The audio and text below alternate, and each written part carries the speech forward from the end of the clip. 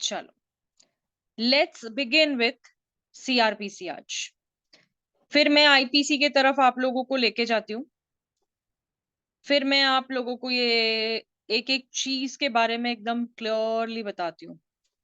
ठीक है। जैसे कि आप मुझे स्क्रीन पे भी देख पा रहे हैं, मैं आपके सामने भी हूँ। मेरा नाम है advocate Piyu Ratnani. I am from Maharashtra. और मेरा बेसलाइन ये है कि मैंने बहुत सालों से मैं टीचिंग में हूँ, तो मैंने सोचा कि let us bring something different. अब आप लोग सीआरपीसी कैसे पढ़ते हो? रट्टा मार, है ना? सीआरपीसी आपका बेस कैसा है? रट्टा मारने का या कुछ और ऑब्जेक्टिव है आपके पढ़ने का? यही करते हैं ना हम लोग, रट्टा मारते हैं। बैरेक लैंग्वेज रट्टा मारेंगे, क्वेश्चन आंसर्स को इंट्रोडक्शन, डेफिनेशन, उसके बाद में हमारे जो सब पॉइंट्स आते हैं, केस लॉस, कंक्लूजन, इसको क्या करते हो आप लोग? रट्टा मारते हैं ना? यस और नो? नो और यस? क्या करते हैं हम लोग? रट्टा मारते हैं ना? यस रट्टा मैम। मारते हैं, रट्टा मारते हैं, रट्टा मारते हैं। वही वही हमारा नो मैम। सेम। हाँ, चुप कर। ये तो तुम मेरे क्लास में बैठ के बोल रहे हो कि मैं रट्टा नहीं मारता हूँ क्योंकि मैं आपको मारने नहीं देती हूँ। ये तो आप कतई नहीं बोलो कि हम नहीं मारते थे। आप क्वेश्चन आंसर्स को ऐसे रट्टे तोते के जैसे आपने पढ़ाई करी हुई है, आप नहीं बोल सकते इस बारे में।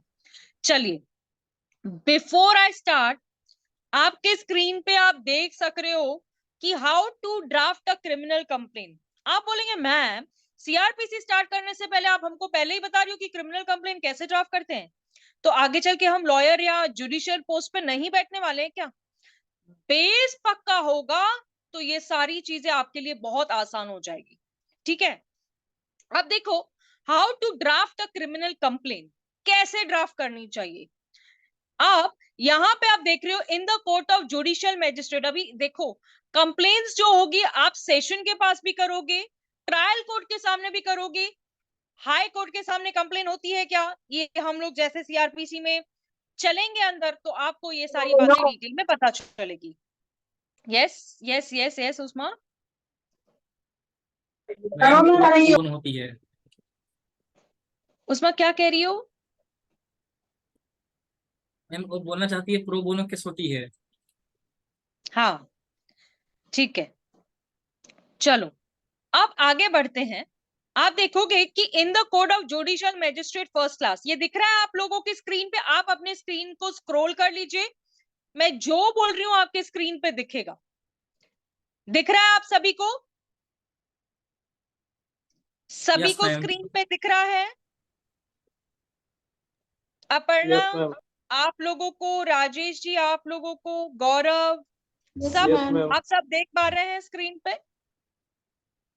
चलिए, thank you so much for confirming me. देखिए, अब इन द जुडिशियल मैजिस्ट्रेट हम फर्स्ट क्लास के सामने एक कंप्लेन कर रहे हैं। ठीक है, ये बेसिक कंप्लेन मैं सिखा रही हूँ कि जैसे हम लोग ऊपर चलेंगे उस हिसाब से मैं आपको टफर क्या टफेस्ट की तरफ लेके जाऊंगी कि एक केस को कैसे बनाना है ये भी सिखाऊंगी। ठीक है, चलिए। अब पावर ऑफ अटॉर्नी, आप बोलेंगे ma'am through power of attorney लिखा है तो केस क्या पावर ऑफ अटॉर्नी होल्डर करने वाला है कि जिसके ऊपर ये सब कुछ हुआ है, जो भी चीजें उसके ऊपर घड़ी है, यानी कि इंसिडेंट जिसका होगा वो करेगा क्या, कि वो पावर ऑफ अटॉर्नी की तरफ भी जाके कंप्लेन मार सकता है? तो यही तो पॉइंट है जो आप लोगों को सीआरपीसी में सीखनी है, drafting plus direct language plus question and answers. चलिए, अब देखिए, थ्रू पावर ऑफ अटॉर्नी, तो क्या ये पावर ऑफ अटॉर्नी जनरल होती है? क्या ये पावर ऑफ अटॉर्नी स्पेशल होती है? ये कौन सी पावर ऑफ अटॉर्नी होती है? इसको बनाना भी सीखेंगे कि हम पावर ऑफ अटॉर्नी को कैसे ड्राफ्ट करते हैं। ठीक है, सॉरी। अब कंप्लेनेंट, क्या आप लोग अपने स्क्रीन पे देख पा रहे हैं? This is the complainant. यहां पे देखिए, ये जो कंप्लेन कर रहा है उसे कंप्लेनेंट कहते हैं। जिसके खिलाफ कंप्लेन कर रहे हो उसको अक्यूज्ड कहा जाता है। क्या इतना समझ में मैम आया? थोड़ा सा जूम कर दीजिए, जूम। एक मिनट, यस मैम, बहुत छोटा दिखता है। एक एक मिनट। हाँ,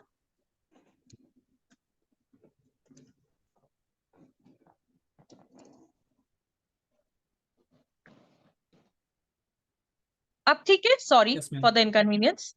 अब क्लियर दिख रहा है आपको पिक्चर एकदम? Yes ma'am, properly.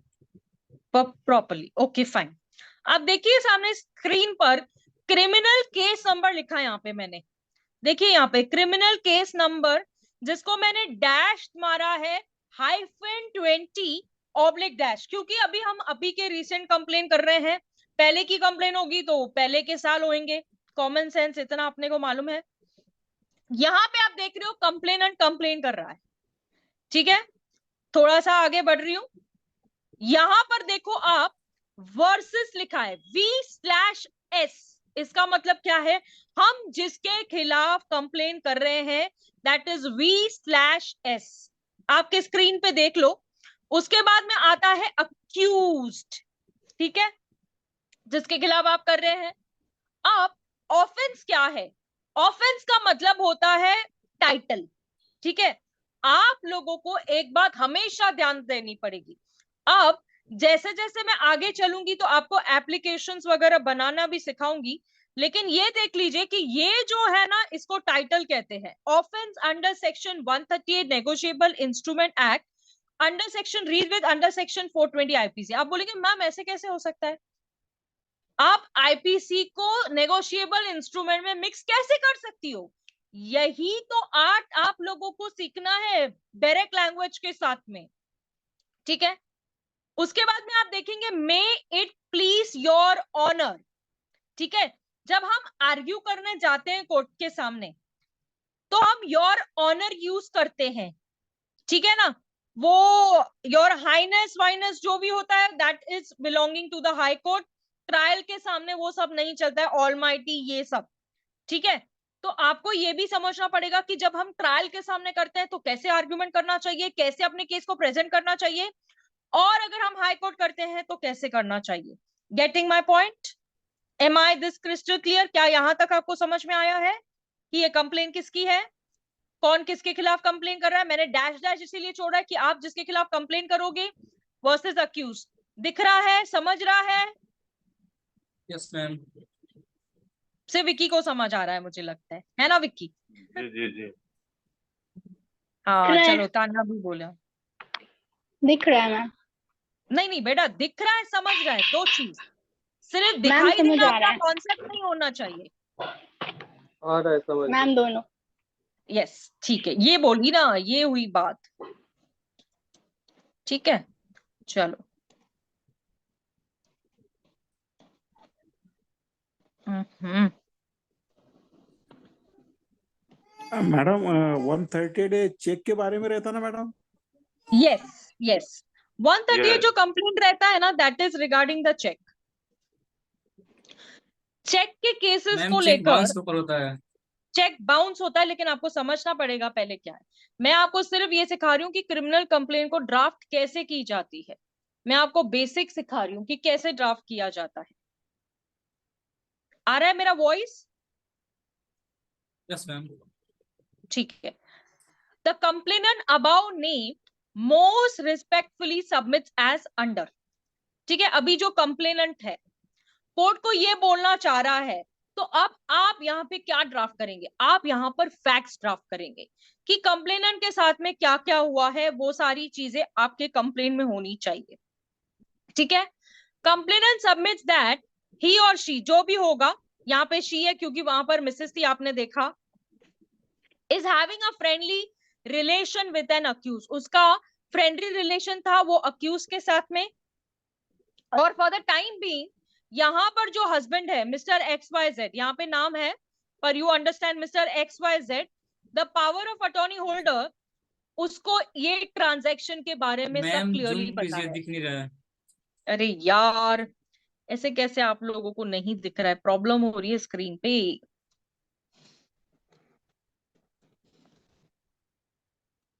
अब यस मैम, अब भी नहीं दिख रहा है, दिख रहा है। मेरे टेक्नीशियन नहीं है साला आज, प्रॉब्लम प्रॉब्लम, ठीक है चलो। I am sorry, the complainant above name most respectfully submits as under, देखिए आप स्क्रीन पे देख सक रहे हैं। अब यहाँ पर कंप्लेनेंट जो है उसका फैमिली और फ्रेंडली रिलेशन था, ठीक है, अक्यूज के साथ में, अब जो कंप्लेंट फाइल कर रहा है वो कौन कर रहा है? Power of attorney holder. कौन कर रहा है भैया? Power of attorney holder. अब ये पावर ऑफ अटॉर्नी होल्डर कौन है भाई? जिसको ये सारे ट्रांजैक्शन के बारे में पता है, वो ही बंदा पावर ऑफ अटॉर्नी होल्डर बन सकता है। एम आई क्रिस्टल क्लियर? यहां तक क्लियर है? आगे बढ़ते हैं कि complainant and requested for the loan of ₹90,000। अब उसको क्या था ना, लोन चाहिए था, जिसको हम फ्रेंडली लोन कह रहे हैं। क्या होता है? उधार मांगते हैं ना, अपन किसी से भी उधार मांगते हैं कि नहीं? अरे दोस्त है ना यार, 10,000 रुपया दे देना, 20,000 रुपया दे देना। तो this is kind of a friendly loan, जो हम लोग बिजनेस रिलेटेड नहीं ले रहे। तो दो अलग अलग वेरिएशंस आप लोगों को समझने के लिए मिलेगा यहाँ पर। ठीक है, 90,000 for personal difficulty with the promise that he will pay the amount in 2 months। अब इसने क्या प्रॉमिस किया था कि 2 महीने में पे करता हूं ना, 2 महीने में पे करता हूं ना। बिलीविंग, उसके शब्दों को बिलीव करके कंप्लेनर ने उसको लोन दिया 90,000 का ऑन दिस डेट। और in discharge of a liability and in acknowledgement accused ने चेक दिया 90,000 रुपीज का। ठीक है, अब जब हम किसी के पास लोन मांगने जाते हैं तो वो ऐसे ही फ्री फंड में लोन दे देगा क्या? वो बोलेगा कैश तो देता हूं, उसके बदले में चेक तो दे दे, कल को तू नहीं दिया तो हम तेरे से थोड़ी बंदे ले, है ना? तो क्या किया उसने? एक हाथ से लिया और दूसरे हाथ से दिया।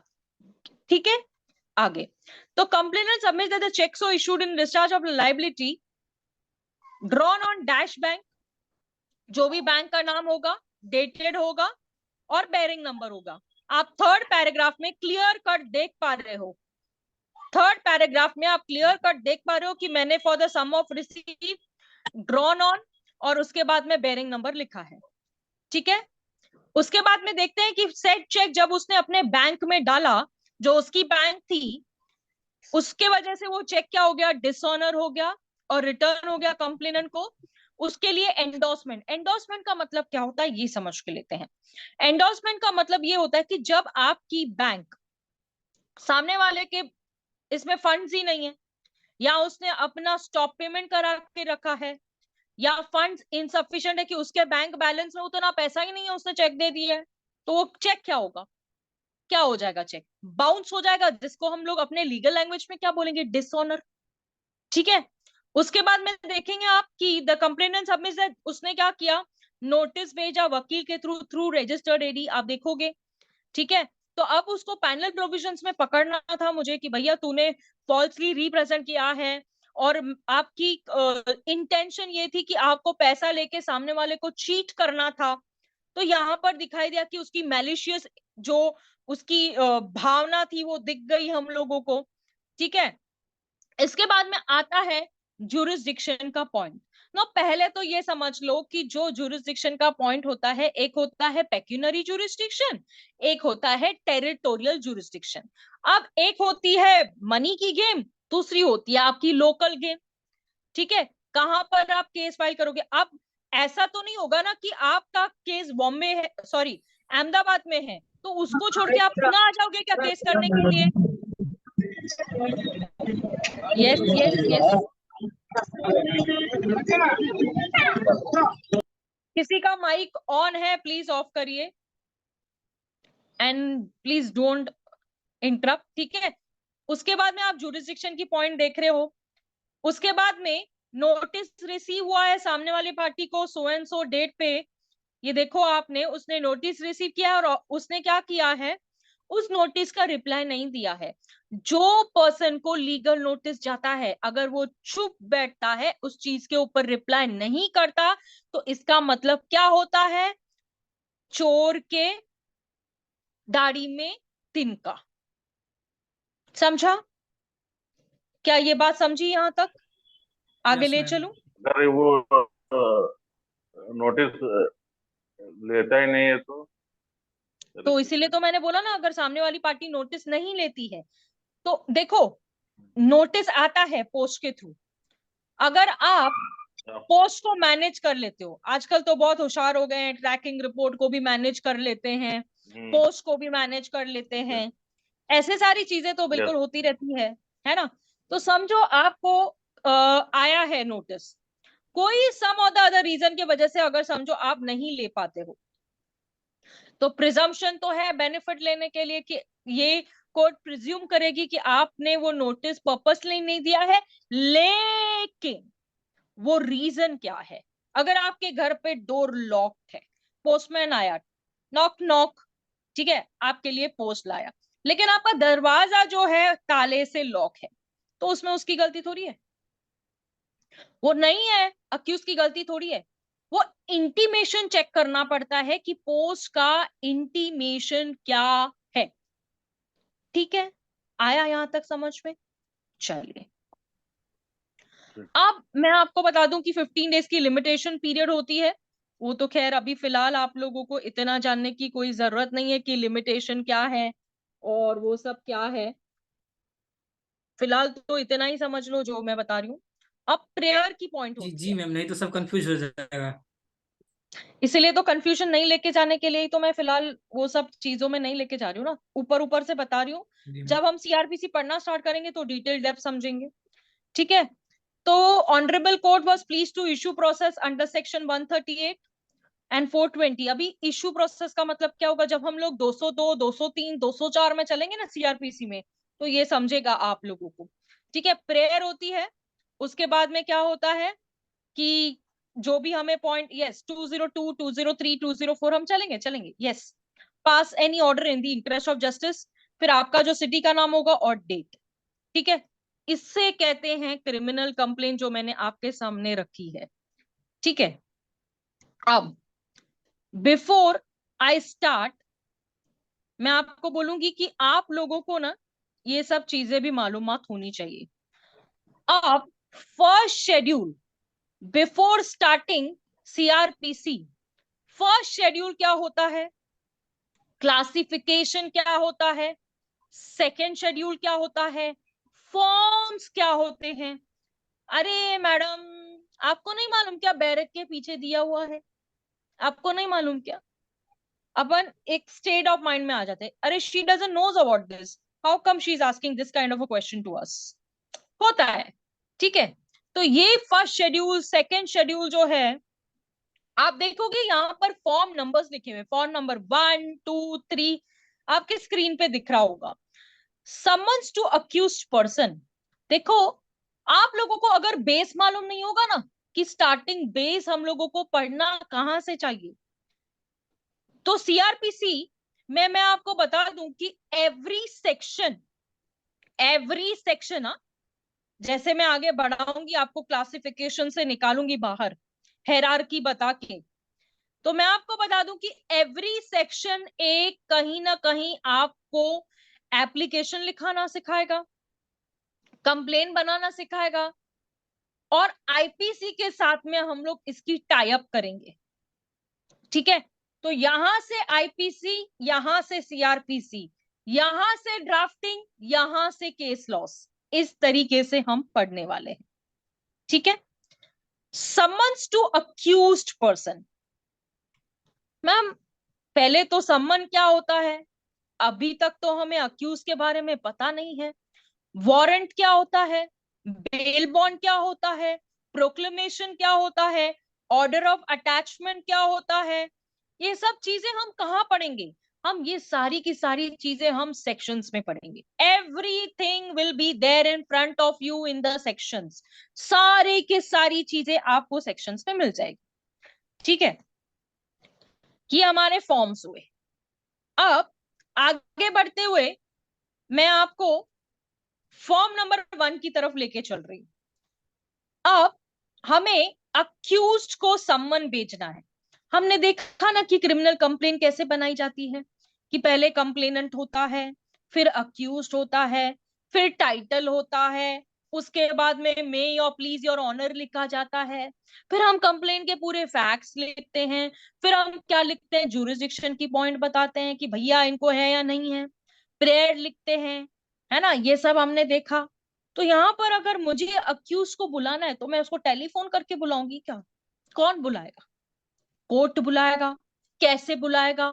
उसको सम्मन्स भेजेगा कि देखो, अगर मैं बुलाने जाऊंगी, बाजू वाला है क्या, बेल बजाया और बोलेगा क्या है भाई, क्या चाहिए?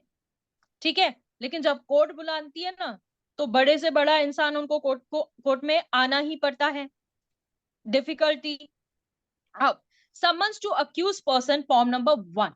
अब ये जो फॉर्म नंबर 1 है ना, हम तो बहुत बार देखे लेकिन हमें थोड़ी पता है, लेकिन आप लोगों को ये तक पता होना चाहिए कि इस फॉर्म को कैसे बनाया जाता है।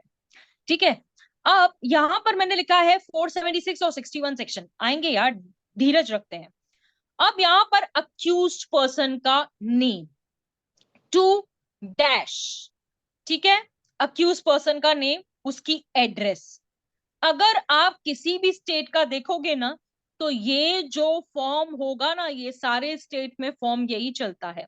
आप लोगों का बाबू बना के देता हो, क्लर्क बना के देता हो, या एक लॉ आप एलएलबी स्टूडेंट होके खुद बनाते हो, क्या प्रेफर करोगे? एक बाबू आपसे 100 रुपया ले ले, 50 रुपया ले ले, और आपको ये फॉर्म बना के देवे कि हमें ये सारी चीजें आनी चाहिए, कि हम उसे बताए कि अरे ऐसे बनाते हैं। ठीक है, उसके बाद में आप देखोगे कि attendance is necessary to answer a charge. अब ये ना स्टैंडर्ड फॉर्मेट होता है, लेकिन आप लोगों को कोर्ट का सील लेना पड़ता है, सिग्नेचर लेनी पड़ती है, या कोई ऑफिसर होता है जो कोर्ट ने इंचार्ज किया होता है, उसकी सिग्नेचर लेनी पड़ती है। उसके बाद में आरपीएडी, जिसको हम रजिस्टर्ड पोस्ट ऑफिस के थ्रू ये सम्मन्स को भेजा जाता है, अक्यूज को बुलाया जाता है। अक्यूज अगर शांत पट्टी करता है, बोलते हैं नहीं आऊंगा, जा जो करना है जाके कर। अगर ये चीज होती है तो दूसरा फॉर्म देखेंगे, हम वारंट निकालेंगे। After the service of the summons, और अक्यूज बोलता है मैं नहीं आऊंगा, तो भैया हम तो तुम्हारे पास पुलिस भेजेंगे, आना तो पड़ेगा तुमको। यहां तक पिक्चर समझिए आपकी, कि आप क्राइम में एंटर कर रहे हो। सीआरपीसी में आपने एक स्टेप चढ़ा, एक सीढ़ी जिसे कहते हैं ना, एक सीढ़ी चढ़ लिया आप लोगों ने। क्या ये समझा थोड़ा बहुत आपको? तो मैं आपको आगे की तरफ ले जाऊं। Yes, एक Yes, ma'am. Thumbs up, I come to know कि एवरीबडी हैज अंडरस्टूड और नॉट। चलो, very nice, yes, ma'am. Only one thumbs up. Okay okay okay, चलिए चलिए चलिए चलिए चलिए। अब मैम मैं आप हमको लोगों इमोजी को, मिल ही नहीं रहा था सबका। हाँ हाँ हाँ, इमोजी इमोजी मैं आपको यहीं से दे देती हूँ, ठीक है। चलिए, अब आप लोगों को मैं फिर वो साइड लेके जाऊंगी जो मैं अभी लेके गई थी, लेकिन अब थोड़ा सा हमारा जो ट्रेन है वो ऐसे चलेगा। ठीक है, code of criminal procedure chapter number 1, preliminary क्या होता है, ये सेक्शंस को कैसे याद करना है, कितने चैप्टर्स हैं, कितने सेक्शंस है ना। बोलेंगे यार ये पूछता है क्या कोई, कितने चैप्टर है कितने सेक्शन है? Yes yes yes, pre point of view से पूछा जाता है। अगर आप जज की तैयारी करोगे, जुडिशियल ऑफिसर बनना है आपको, जेएलओ का तैयारी करना है, या फिर आपको कहीं ना कहीं डिस्ट्रिक्ट जज होके बैठना है, डीजे डीजे साहब जी होके बैठना है, तो ऑफ कोर्स ये सारी चीजें अपने को मालूम होनी चाहिए कि जब हम यहां से खेलेंगे ना, तो हमें कोई भी नहीं रोक सकता।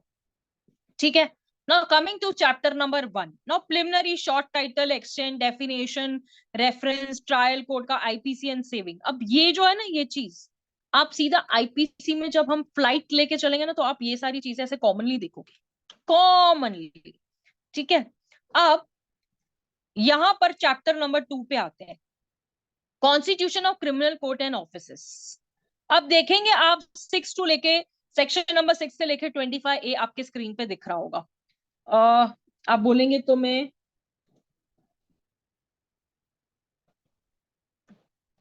ठीक है, ऑन द स्क्रीन, ठीक है, constitution of criminal courts and offices. अब ना इसको ऐसे नहीं पढ़ा जाता, बिल्कुल ऐसे नहीं पढ़ना, रट्टा तो मारना मत, और इसको ऐसे पढ़ना मत।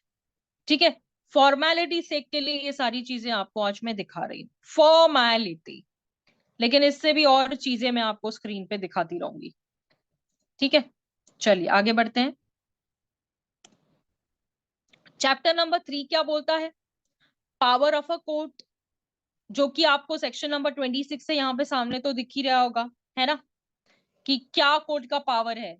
तो क्या हम यहां से जब प्रिलिमिनरी की तरफ आते हैं तो हम शॉर्ट टाइटल में सिर्फ एक ही चीजें देखते हैं, डेफिनेशंस कैसे पढ़ोगे, रेफरेंसेस कैसे पढ़ोगे, ट्रायल ऑफ ऑफेंसेस, सेविंग क्या होता है, तो एक एक एक एक चीज का मतलब मैं बहुत माइन्यूटली बताऊंगी, डोंट वरी। फिलहाल आप एक पिक्चर देखो, फिर उस पिक्चर में किसको कौन सा रोल देखेंगे हम देंगे, किसको हीरो बनाना है हीरोइन बनाना है, यहां से देखोगे आप लोग, ठीक है। उसके बाद में constitution of criminal courts and offices. Ma'am इधर कॉन्स्टिट्यूशन का क्या रोल आता है यहाँ पे, वाई कॉन्स्टिट्यूशन ईयर, कॉन्स्टिट्यूशन का क्या मतलब आता है, क्या आर्टिकल की बात कर रहा है क्या इधर, तो कॉन्स्टिट्यूशन चैप्टर 2 में क्यों डाल के आया है, व्हाट इज द रीजन, क्यों क्यों, ये क्वेश्चन मार्क अपने दिमाग में लाइए कि क्यों कॉन्स्टिट्यूशन का यहाँ पे क्या जरूरत है। जब हम प्रिलिमिनरी स्टार्ट कर रहे हैं, शॉर्ट टाइटल से ले रहे हैं, सेकेंड चैप्टर में हम कॉन्स्टिट्यूशन ला रहे हैं, बल्कि हम कॉन्स्टिट्यूशन पढ़ने के लिए आर्टिकल 1, आर्टिकल 2, आर्टिकल 3 ये सब पढ़ना चाहिए ना। ये कॉन्स्टिट्यूशन यहाँ पे क्या कर रहा है, ये कॉन्स्टिट्यूशन आपको ये बता रहा है कि क्रिमिनल कोड्स की हायरार्की क्या होती है। हायरार्की का मतलब क्या होता है कि कौन सा कोड क्या करने वाला है। हम लोग टॉप टू बॉटम या बॉटम टू टॉप, जैसे भी आप समझ के लिए, वैसा वैसा, तो ये सब चीजें आपको बताएगी। टेरिटोरियल, मेट्रोमोनियल, मेट्रोपॉलिटन क्या है, सेशन जज क्या होता है, उसके पावर्स क्या होते हैं, ट्रायल और सेशन के पावर्स सेम होते हैं क्या, कमिटल क्या होता है, रिमांड क्या होता है ना, सुना होगा ये शब्द किधर ना किधर तो। कमिटल क्या होता है, रिमांड क्या होता है, ट्रायल जज क्या करता है, सेशन जज क्या करता है, एग्जीक्यूटिव मजिस्ट्रेट क्या है, पब्लिक प्रोसिक्यूटर क्या है, स्पेशल पब्लिक पीपी कौन होता है, उसके काम क्या होते हैं। तो ये सारी की सारी चीजें आप लोगों को हायरार्की, इसीलिए इसको कॉन्स्टिट्यूशन कहा गया है, जहां पर आप सारी हायरार्की पढ़ेंगे। ये है आप chapter number 2। Okay, chapter number 3 ले चलूंगी, धीरे धीरे जाएंगे, फास्ट एक्सप्रेस नहीं है। पावर ऑफ कोर्ट, अरे कॉन्स्टिट्यूशन के बाद कौन सा पावर आता है, और कोई पावर बचा है क्या कॉन्स्टिट्यूशन के बाद दिखाने के लिए, टाइम हो है। चुकी है। मैम पहले तो ओके, टाइम हो चुका है, तो इसीलिए मैम पहले कोर्ट के बताते हैं कि कोर्ट के रूल्स क्या क्या हैं, उसके बाद उनकी पावर बताना। यस यस यस, तो चलेंगे हम लोग धीरे धीरे। आप लोग इसी लिंक को फिर से ज्वाइन कर सकते हो, क्योंकि 40 मिनट्स एक लेक्चर होता है मेरा, तो आप लोग यही लिंक को फिर से ज्वाइन करिए। Okay okay ma'am.